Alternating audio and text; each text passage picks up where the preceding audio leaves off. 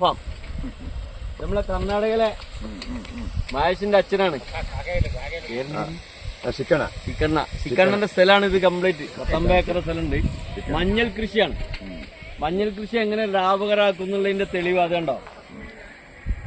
Complete ടെക്നോളജിയാണ്. കർണാടകയിൽ കേരളത്തിന്റെ മാതിരിയല്ല, മൊത്തം ടെക്നോളജി ഉപയോഗിച്ചിട്ടുണ്ട്. മെഷീനാണ് മഞ്ഞൾ പുഴുങ്ങുന്നത്. അതിൽ കൂടെ ഗ്യാസ് പോവും. വെള്ളം ഉപയോഗിച്ചിട്ട് നമ്മള് പുട്ടുണ്ടാക്കുന്ന മാതിരി കണക്കിന് സാധനത മഞ്ഞള് അത് പുഴുങ്ങിട്ട് അപ്പുറത്ത് ഷീറ്റിലാണ് കൊണ്ടുവച്ചത്. ഷീറ്റിൽ വെച്ചിട്ട് ഉണക്കും. ഇപ്പൊ എന്ത് വില ഉണ്ട്? ഡ്രംക്ക് 80 രൂപ. 80 രൂപ കേജി. അല്ല ഉണങ്ങിയാൽ ഇപ്പൊ 16 ക്വിന്റൽ 16,000 ഒരു കുണ്ടക്ക് 14 15. വെറൈറ്റി നല്ല മഞ്ഞൾ കൃഷി നല്ല പ്രോഫിറ്റ് അല്ല. ഇപ്പൊ ബെസ്റ്റ് ப்ராஃபிட் இருக்கு.